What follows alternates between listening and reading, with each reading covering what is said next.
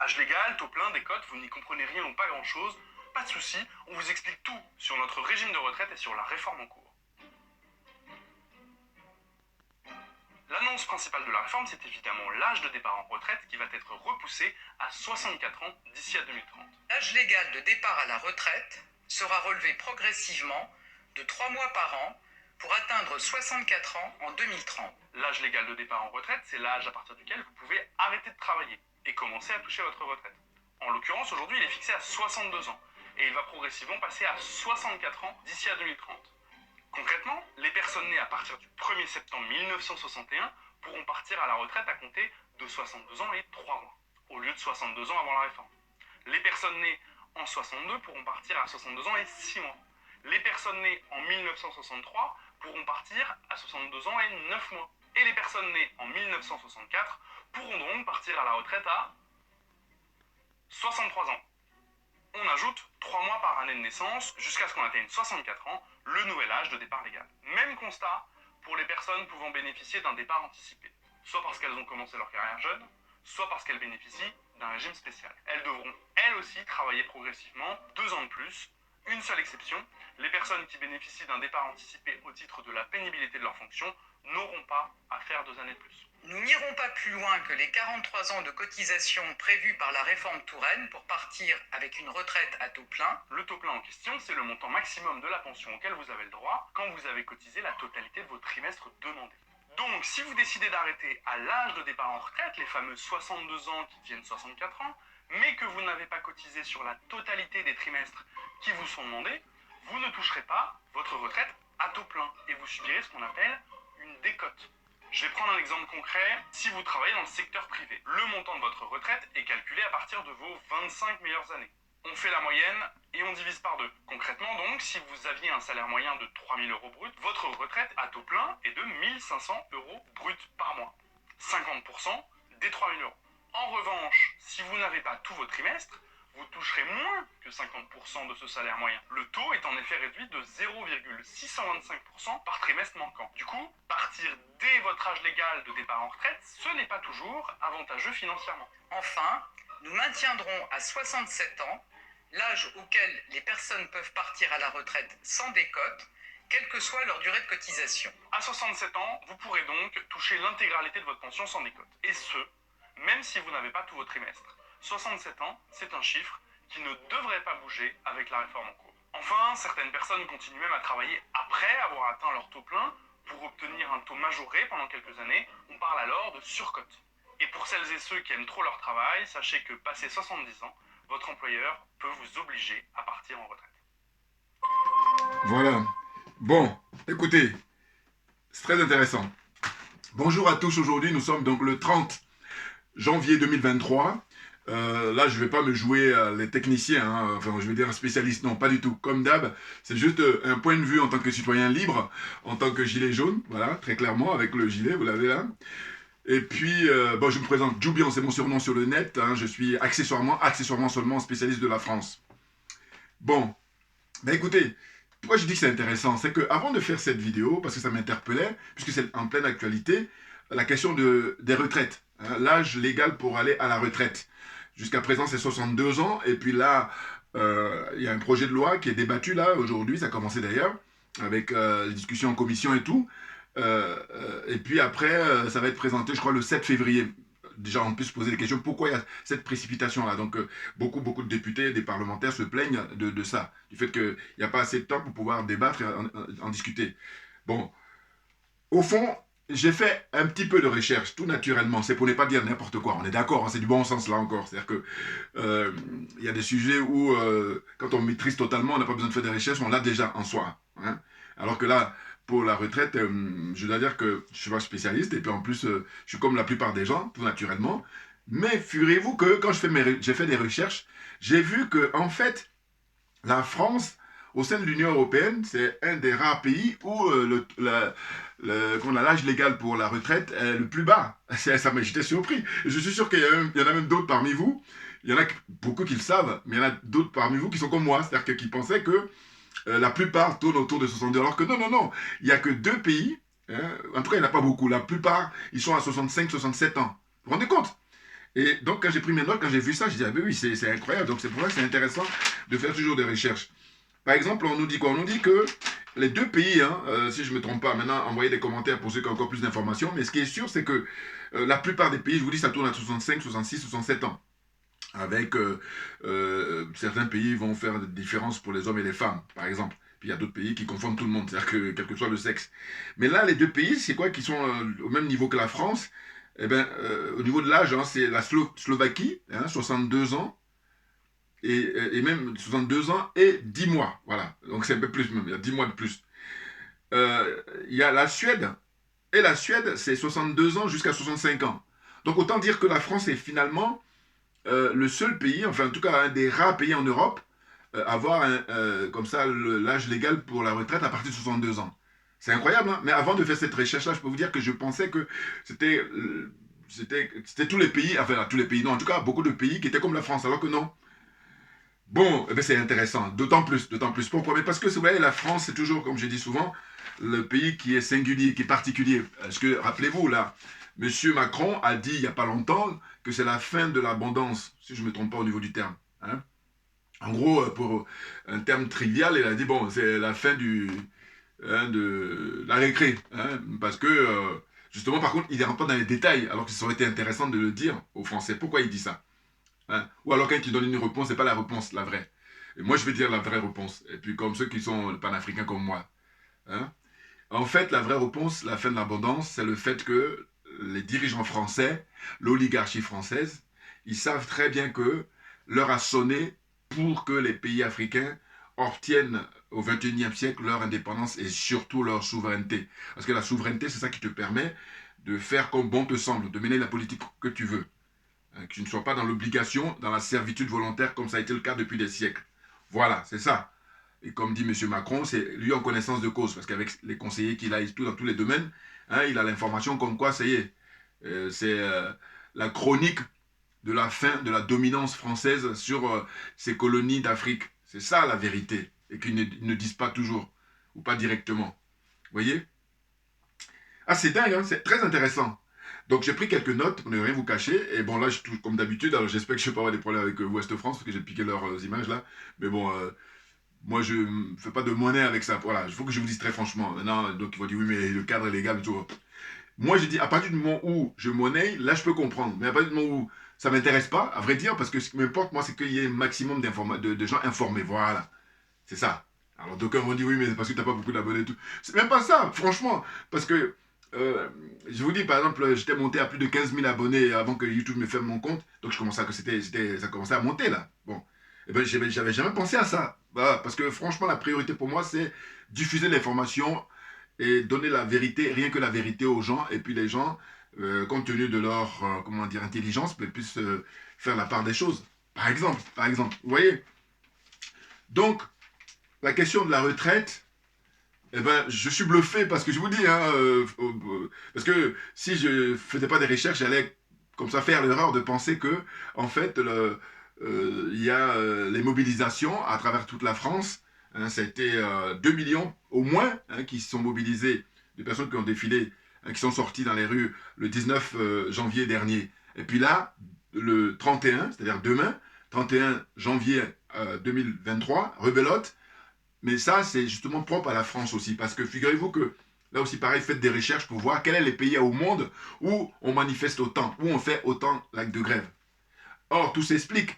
Je dis que comme ils ont eu pour habitude depuis des siècles de vivre comme ça, alors peut-être exagérer les siècles, mais en tous les cas depuis des décennies, voilà, c'est beaucoup plus sérieux de dire ça, voilà. Depuis des décennies, parce que si on dit des siècles, ça considère vraiment une ultra-minorité de 0,001%, enfin bon. Mais là, on va dire décennies, voilà, ça paraît beaucoup plus sérieux.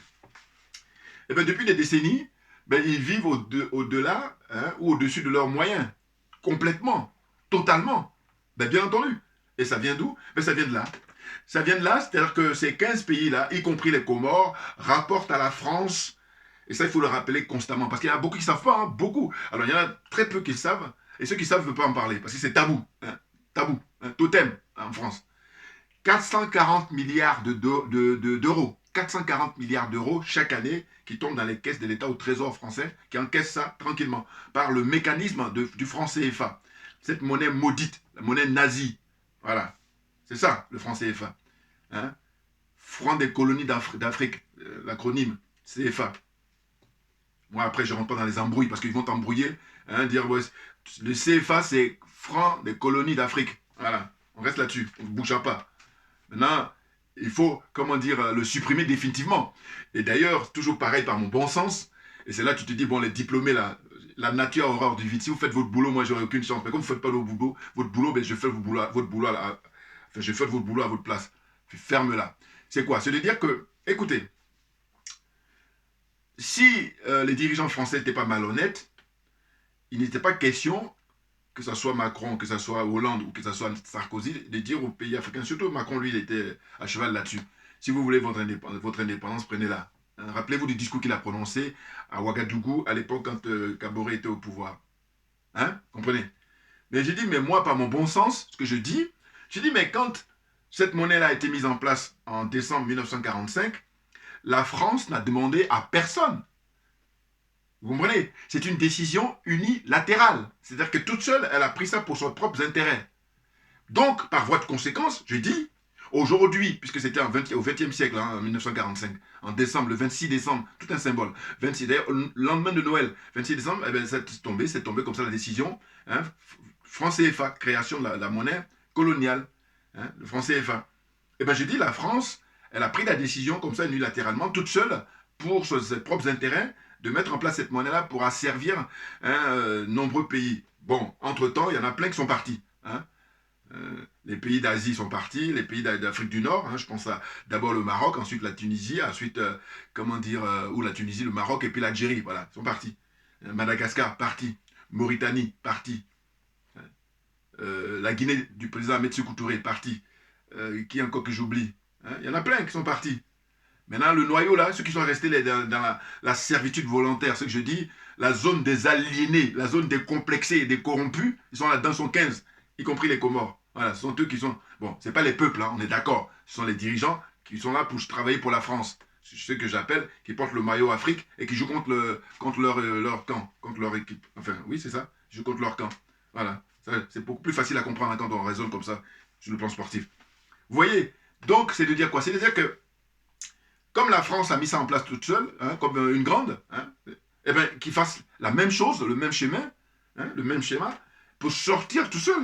Enfin, qu'ils prennent la décision unilatéralement, comme ils ont pu le faire hein, en 1945, ben, qu'ils le fassent au XXIe siècle, en disant, voilà, on arrête avec le franc CFA, parce qu'en fait, les Anglais, ils ont abandonné le système colonial, les Espagnols aussi, les Portugais, hein, voilà, tous ces anciennes colonies, là, enfin, les anciens pays colonisateurs, ils ont abandonné. Nous, on est les seuls, nous les Français, à continuer hein, cette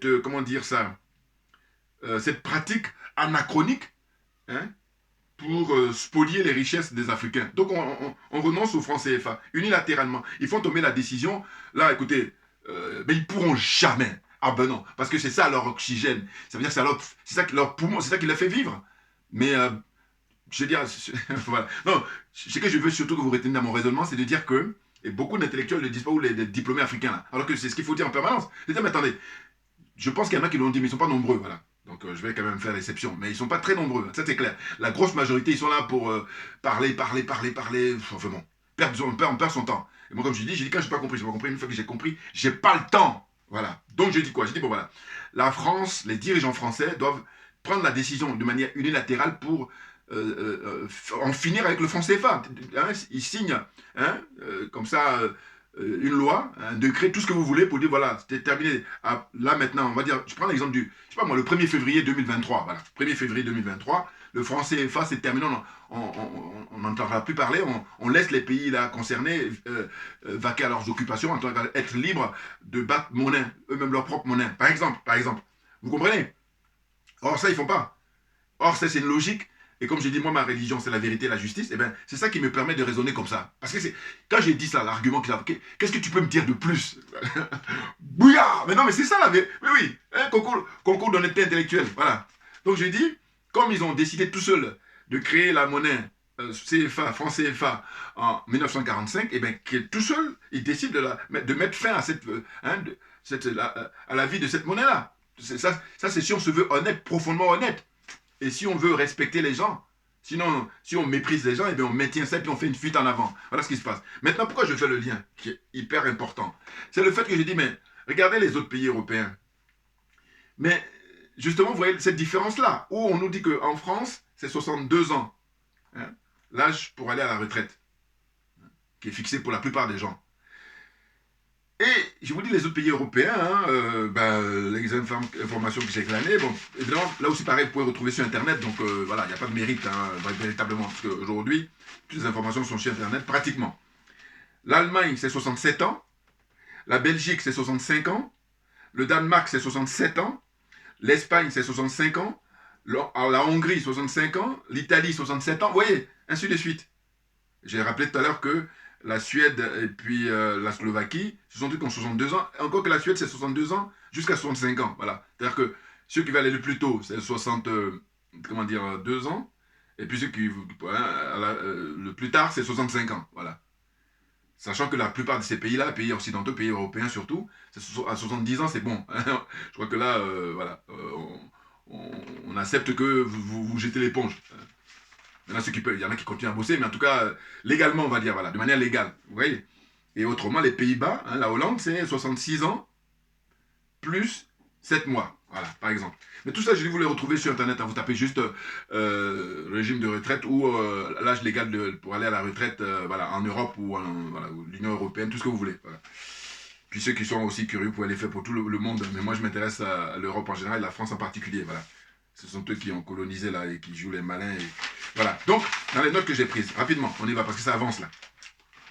En fait, le projet de loi, il a pour but de porter l'âge de la retraite de 62 à 64 ans. Bon. Autant dire que, très franchement, ça va être une bataille serrée. Pourquoi? Mais parce que c'est vrai qu'on se dit, bon, on ne vit pas que pour travailler. Et puis très souvent, ce qu'on constate, c'est que les gens, quand ils arrivent à l'âge de la retraite, là, par exemple, 62 ans, 63 ans, bon, mais les gens sont fatigués. Là, on me dira, tout aussi dépend de à partir de quand on a commencé à travailler. Pour les gens qui ont commencé à travailler tard, bon, mais on ne peut pas parler de fatigue. Encore que, parce que de toute façon, commencer tôt ou tard, mais ce qui est sûr, c'est que ceux qui ont commencé à travailler tôt, ça c'est sûr que c'est indiscutable. Mais, comment on appelle ça? Le corps humain, hein, voilà, arrivé à partir de soixantaine, tout ça, eh ben, on n'a pas les mêmes forces que quand on a 20 ans, 30 ans, c'est clair. Alors, le débat, il porte sur le fait qu'il y a des gens, par exemple, parce qu'il y a deux écoles. Il y a ceux qui vont dire, bon, aujourd'hui, on constate que on vit de plus en plus longtemps. Et donc, eux, quand ils disent ça, ils disent, bon, mais on peut comprendre qu'on recule l'âge de la retraite hein, un peu plus tard. Comme là, c'est le cas, 65 ans, 67 ans. Et puis, il y en a d'autres qui vont dire, mais non, c'est pas parce qu'on vit plus longtemps qu'on doit continuer à travailler. Au contraire, on doit profiter de la vie. Hein, et que si on situe ça à 62 ans, bon, mais ça va. Vous voyez, donc le débat, il porte là-dessus. Et puis, il y a les particularités, il y a certains métiers qui sont beaucoup plus difficiles que d'autres. Mais là, le problème, c'est que souvent, c'est que l'approche, elle n'est pas, je vais dire, respectée. Très concrètement. Vous voyez? C'est là où le bas blesse. Parce que si l'approche est vraiment respectée, je pense que les gens vont beaucoup moins protester.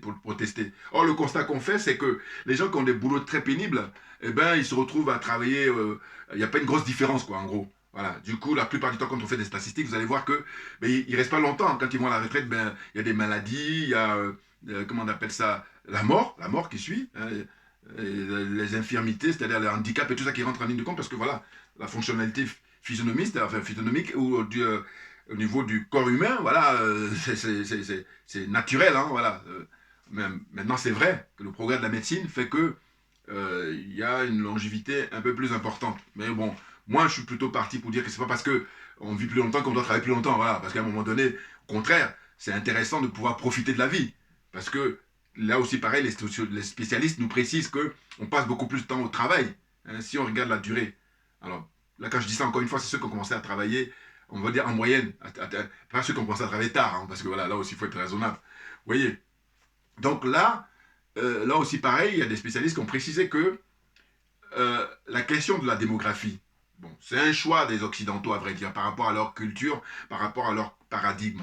Je l'avais déjà rappelé dans mes vidéos précédentes en disant que, on prend l'exemple de la France. Pourquoi la France a une démographie un peu plus forte? C'est parce que après la Seconde Guerre, eh ben, il y a une politique qui a été mise en place pour encourager hein, les couples, les familles ou en tout cas à faire des enfants, notamment fameux, comment dire, allocation familiale. Hein, c'est-à-dire on verse certaines sommes aux familles, hein, suivant le nombre d'enfants, pour les aider, participer à l'éducation des enfants, tout ça. Vous comprenez? Or là, les budgets sont en baisse au fil des années. Donc autant dire qu'on décourage les gens. Maintenant, la précision qui a été apportée par un spécialiste que j'ai écouté récemment, qui a dit que ce qu'on oublie, c'est que en fait, les gens qui sont à la retraite, là, ces dernières décennies, eh ben, très souvent, ils s'occupent de leurs petits-enfants. Du coup, les jeunes couples, eux, ils sont contents. En tout cas, ceux qui sont dans ces cas de figure-là. Pourquoi ils sont contents? Mais parce que si vous avez des enfants et que vous avez des grands-parents qui sont disponibles pour s'occuper de vos enfants, eh bien, vous avez l'esprit un peu plus dégagé, plus libre. Alors que si vous n'avez pas cette possibilité-là ou cette chance-là, eh ben, c'est une préoccupation. Il faut pouvoir mettre les enfants à la crèche, il faut les mettre je ne sais pas où, en tout cas à garder, et c'est très souvent payant. Vous voyez? Donc il y a ces éléments-là, et de dire qu'en fin de compte, si les gens, on accepte qu'ils partent à la retraite à 62 ans par exemple, hein, si on veut bloquer cet âge-là, eh bien, c'est pas tout le monde évidemment, parce que tout le monde n'a pas des petits-enfants, mais en tout cas ceux qui en ont, la plupart du temps, ils s'en occupent, et c'est pas rien, hein, pour l'économie, pour le social, hein, pour la vie en société. Vous voyez, il y a tout ça qui rentre en ligne de compte. Maintenant, moi, en fait, toujours, pourquoi ça m'intéresse de parler de ça, c'est que j'ai dit, hormis la France, vous êtes d'accord avec moi qu'il n'y a aucun pays qui a le franc CFA. C'est ça. Or, le franc CFA, je rappelle encore, rapporte à l'État français, et puis beaucoup de gens ne savent pas. Il y a des gens qui ne sont pas informés, il y en a des chaînes du genre, mais il y en a d'autres, avec le niveau d'études qu'ils ont, et puis le niveau social, aucune excuse. Voilà, parce que je dis, eux, ils font simplement semblant, parce que c'est trop lourd à porter. Donc, 500 milliards de dollars chaque année tombent dans les caisses de l'État français. Ça provient de l'usage ou le système du franc CFA. Voilà, son mécanisme. Hein? Donc 500 milliards de dollars chaque année, c'est impressionnant, ça dépasse l'entendement. Et puis, si on met en euros, ça fait à peu près 440 milliards d'euros. Chaque année, hein. Mais vous vous rendez compte, je ne vous parle pas de 1 milliard d'euros, je vous parle de 440 milliards d'euros. C'est impressionnant. Et là, tu te dis, bon, où est-ce que cet argent-là va? Où va cet argent? Et c'est la question que doivent se poser maintenant, justement, les Français de manière générale. Et puis, normalement, ceux qui sont censés les éclairer, mais comme ils ne font pas leur boulot, voilà, on est dans cette situation-là. Bien entendu, maintenant, nous autres, si il y avait des gens de bonne volonté, des gens qui sont honnêtes, eh bien, diffusez ma vidéo au maximum, il faut le partager au maximum. Parce que ce que je suis en train de dire là, c'est la question qu'il faut se poser. C'est, mais où va cet argent-là? Les 500 milliards de dollars que la France récupère chaque année par le mécanisme du franc CFA. Où cet argent il va? Il faut nous expliquer. Quand on voit les SDF, les gens qui sont sans domicile fixe, beaucoup de plus en plus. Moi, ça fait 40 ans que je suis dans ce pays. Quand j'arrivais en 1982, excusez-moi, tu ne trouvais pas comme ça les SDF. Mais là, aujourd'hui, au 21e siècle, il y en a partout. Donc, où va l'argent? Voilà. C'est dingue, c'est dingue, c'est dingue, c'est dingue. Et j'oublie pas, ça aussi, c'est mon cheval de bataille, ce sont les paradis fiscaux. Paradis fiscaux. Ça n'a pas de sens. Enfin, bon, évidemment, chacun... parce que ceux qui sont cupides, hein, ceux dont l'argent est la religion, quand je dis ça, ils me prennent pour un taré. C'est clair. Mais moi, je me veux être un être humain, un authentique, voilà. C'est pour ça que je dis, mais en tant qu'être humain, quand tu manges, tu vas manger 3 fois, 4 fois. Enfin, je veux dire, si tu prends des vacances, je veux dire, quand je dis ça, j'essaie d'être un peu plus trivial ou rester de manière basique. Mais ça n'empêche que dans la réalité, vous allez constater que quand on parle de paradis fiscal ou des paradis fiscaux, c'est des gens qui mettent de l'argent dans des endroits, hein, des pays comme ça où la fiscalité est très avantageuse, tout naturellement. Et il y a beaucoup de pays, hein, l'Angleterre, Londres et tout ça, ou même les États-Unis, et puis le Luxembourg, enfin la liste est longue. Les îles, là, plein, l'île Caïman, l'île Bahamas, en fait. Bon, mais le problème, c'est que, en tant qu'être humain, cet argent-là, il dort, enfin, il le fructifie, tout naturellement. Mais pendant ce temps-là, il y a beaucoup de gens qui ne trouvent pas à manger, beaucoup de gens qui ne trouvent pas à se soigner, beaucoup de gens qui ne trouvent pas au niveau de s'éduquer. Vous voyez? Donc là où ça pose problème, c'est que pour la question de la retraite, il y a des gens qui devraient... Moi, je suis toujours partisan pour payer plus. Voilà. C'est tout simplement ça. Enfin, en fonction de ce que tu gagnes. Mais bien entendu, parce qu'on est en société. Sinon, je dis, si tu ne veux pas vivre en société, ben va tout seul. Mais quand je dis va tout seul, là, reste longtemps. Puis même, voilà, j'allais même dire, reste toujours. Or, le constat qu'on fait, c'est quoi? C'est que ces gens-là, ils vont vous dire qu'ils ont leur grand bateau là-bas dans le Pacifique ou je ne sais où encore, hein, leur yacht, tout ça. Et ils vont rester un temps, hein, pas beaucoup, puis ils reviennent de temps en temps. Pourquoi tu reviens? Pourquoi tu ne restes pas là-bas? Ça veut dire que tu as besoin de la vie en société, pour ton équilibre de psychique. Comprenez, comprenne qui veut, comprenne qui peut. Voilà, il faut que je dise ça comme ça. Donc, je poursuis. Nous sommes dans le pays qui spolie, donc je disais, les 15 pays de la zone franc CFA pour une valeur de 440 milliards d'euros chaque année. C'est énorme. Donc, quand on parle de la question de la retraite et tout ça, et puis le problème des hôpitaux et tout, mais je posais la question, cet argent-là, il va où? Qu'est-ce qu'on en fait? Pourquoi ils ne posent pas la question là? Les députés, les sénateurs, les... Ah là là là, c'est dingue. Tous corrompus. Je suis désolé. Là, je dis que quelqu'un m'apporte l'objection là-dessus.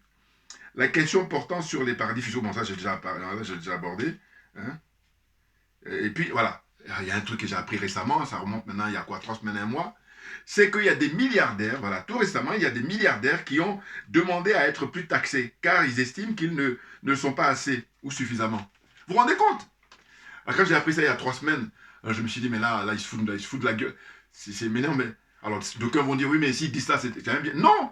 Pourquoi on en arrive là? Parce que moi, je suis quelqu'un, j'adore la réflexion. Je dis, mais si on en arrive là, ça veut dire qu'en fait, les mecs, ils constatent qu'ils ont tellement d'argent, puis ils font le malin. Voilà. Alors que si on les avait préservés depuis toujours, mais en 2021, ou enfin 2023 ou au 21e siècle, ils n'allaient pas dire ce qu'ils disent là. Ils disent, je vous dis, en gros, là, ils ont même fait une pétition en disant, ils demandent à ce qu'ils soient plus imposés, que leurs impôts soient beaucoup plus importants que ça ne l'est. Vous vous rendez compte? Et je dis, quand bien même ils ont fait cette pétition, eh ben, les décideurs, la politique, ils ne vont pas aller prendre, au lieu de prendre par exemple 20%, ils vont prendre 25%, ils vont prendre, comment dis-je, 19% ou 15%. Voilà. Alors que quand c'est comme ça, ils devraient même aller plus loin. Hein. Au lieu de 25, on prend 30. Au lieu de 30, on peut 40. Vous voyez ce que... Comprenne qui veut, comprenne qui peut. Voilà. Moi, j'étais choqué en tout cas. Voilà, ça c'est ce que je veux dire. Hein, ces milliardaires là qui récemment ont fait une pétition pour dire oui, nous demandons à être taxés beaucoup plus parce qu'ils estiment qu'ils ne sont pas assez taxés.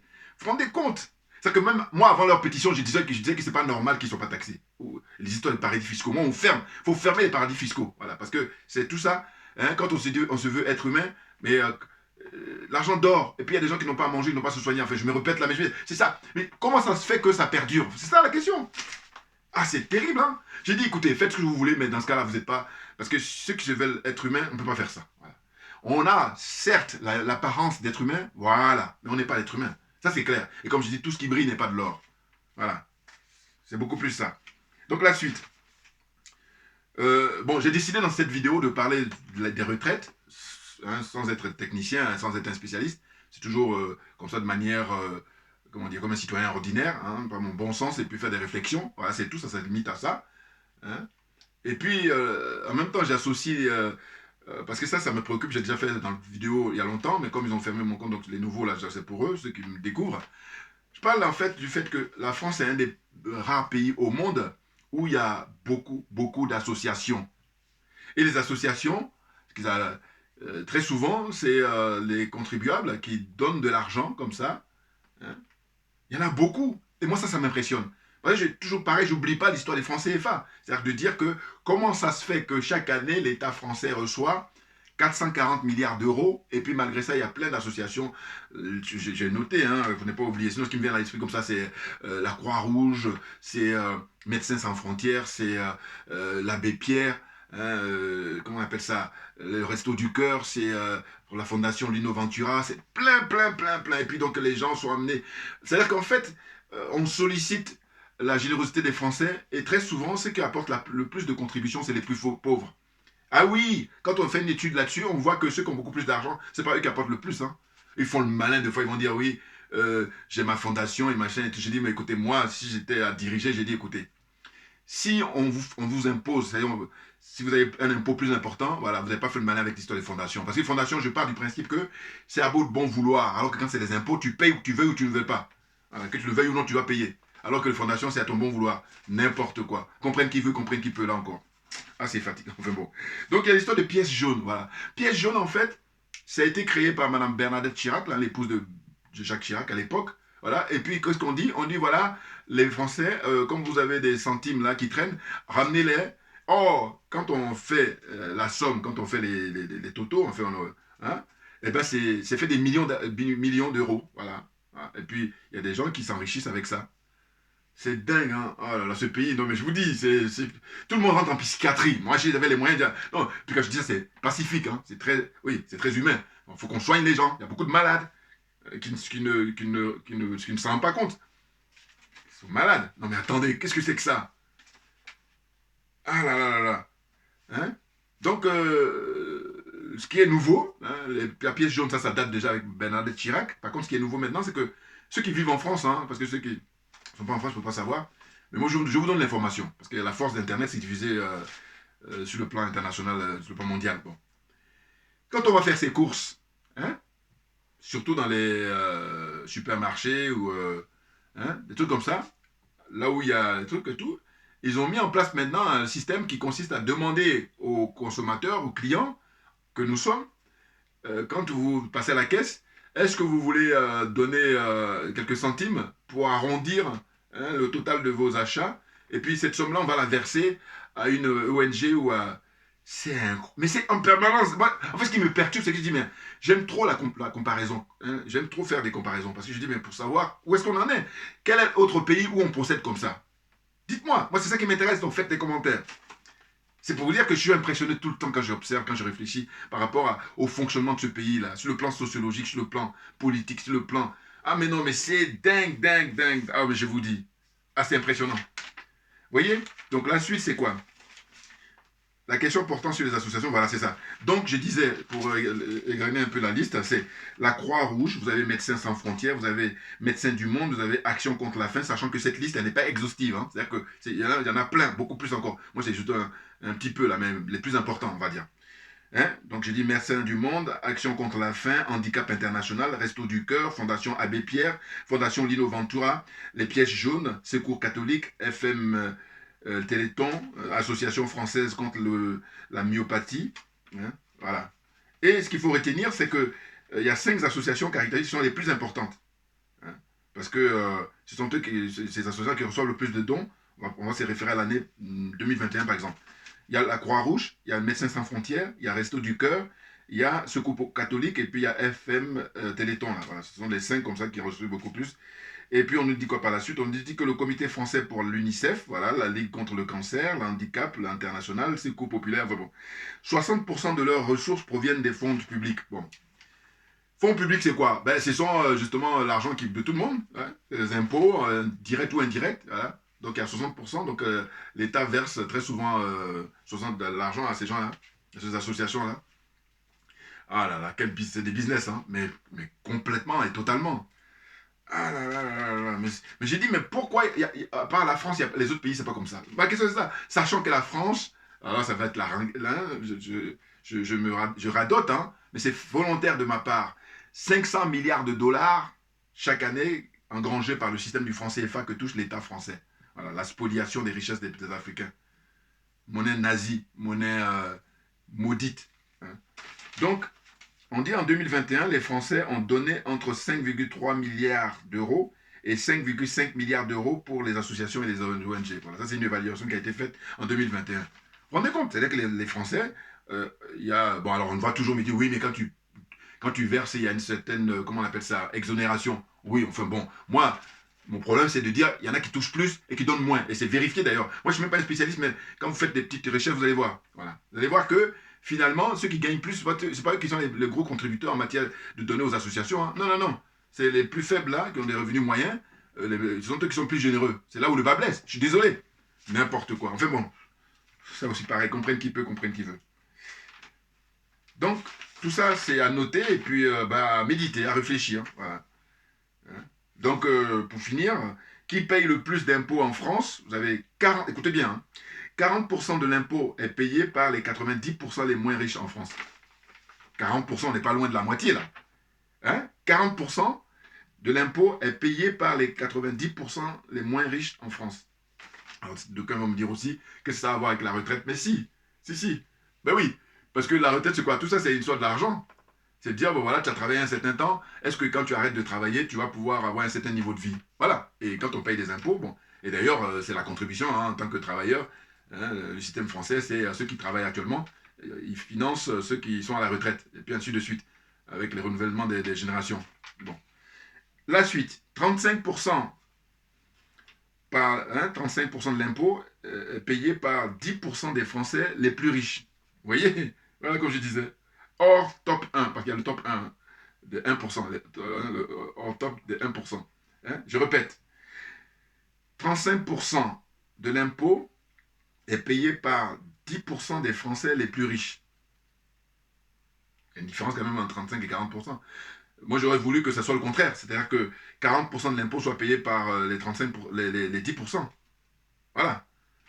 Et à la suite, la dernière tranche, c'est 25% de l'impôt par les 1% les plus riches. Voilà. Les 1% les plus riches en France, ils payent 25% de l'impôt. Vous voyez là, mais c'est dit, c'est ça où le bas blesse. Et c'est là où moi, c'est ce que je dénonce. Ce que je critique, c'est ce que je combats. Ben oui. Je dis normalement, les 1%, là, ce sont eux qui devaient payer. Même, moi, je monte même à 50%. Voilà. C'est tout. Quand je dis c'est tout, je veux dire, vous vous rendez compte, ils payent le moins. 1% les plus riches, 25%. Or, ce qu'on constate, c'est que quand on regarde leur patrimoine, ce qu'ils ont comme richesse, c'est énorme par rapport à la plupart des gens. Ah là là, qu'est-ce que c'est que cette société? Voilà. Capitaliste, hein, voilà un mode occidental. Je dis qu'on arrive à la fin de ce système-là. Mais il faut qu'ils se rendent à l'évidence. Mais non, ils ne voudront pas parce que c'est leur confort. Ils sont toujours noyés là-dedans. Mais moi, comme je dis, je me veux être un être humain. Je participe à la réflexion. Voilà, on réfléchit parce que c'est la meilleure façon pour ne pas faire n'importe quoi, justement. Il faut bien réfléchir. De quoi on parle? La vie en société. Bon, maintenant, chacun son paradigme. Donc, je termine là ma vidéo d'aujourd'hui pour vous dire que voilà... Ah oui, tiens, juste avant de finir, c'est qu'on a appris que... Vous savez, il y a des cabinets de conseil. M. Macron, lui, il a battu tous les records. Avant lui, ça existait, mais lui, il a accéléré les trucs. C'est-à-dire qu'il travaille avec des amis. Hein, ça, c'est vraiment arrangement entre amis. Donc, il a, comment dire, coopté pas mal de cabinets de conseil. Et l'information, juste avant de faire cette vidéo que j'ai eue, c'est que des cabinets de conseil, hein, alors qu'on est en plein scandale du McKinsey, l'État débloque 375 millions d'euros pour 7 cabinets de conseil. Vous vous rendez compte? L'État français a déboursé 375 millions d'euros pour 7 cabinets de conseil. Et moi, à l'époque, quand j'avais pris connaissance du scandale McKinsey, je me suis dit, mais attends, les cabinets de conseil, en fait, en gros, c'est des cabinets qui sont chargés avec des gens qui ont des gros diplômes, des connaissances et tout, pour conseiller le gouvernement, l'État, hein, le gouvernement, surtout pour mener à bien ses politiques, sur tous les plans. Hein, le plan sanitaire, sur le plan économique, sur le plan... tout, pour la vie économique, enfin la vie, hein, voilà, ils conseillent partout. Mais j'ai dit, mais la France, pourtant, est connue comme pays qui a des grandes écoles. Hein? Et donc, évidemment, c'est ça qui est connu. Mais comment ça se fait qu'au XXIe siècle? Mais non, simplement, eux, comme ils sont très cupides, et comme l'argent c'est leur religion, eh bien, ils font tout pour que le maximum d'argent reste entre eux. Voilà, c'est un arrangement entre amis. Voilà, ça, c'est ce que je déduis, moi, pour les histoires de cabinets de conseil, hein, parce que je suis désolé, ils ne sont pas plus qualifiés que des gens qui ont fait des hautes études. Non, c'est pas vrai. Donc, normalement, ce travail-là devrait, comme ça a toujours été d'ailleurs le cas dans les hautes fonctions, donc on fait l'ENA, là, qui fait Polytechnique, hein, eh ben, ils peuvent plancher dessus. Et ils ont toujours fait ça d'ailleurs, parce que les cabinets de conseil, c'est tout récent. Alors, c'est ces systèmes sans doute qu'ils ont dû importer des États-Unis. Bon, là aussi, c'est pareil. On copie bêtement, mais les Africains ils copient bêtement la France, et puis la France elle copie bêtement les États-Unis. Bon, ça part dans tous les sens. Voilà, chers amis, chers internautes, chers abonnés. Merci beaucoup pour votre attention. Et puis on lâche rien parce qu'on est convaincu que c'est nous qui avons raison. Tout simplement, voilà. Gilet jaune un jour, gilet jaune toujours. Merci bien pour votre attention et à très bientôt.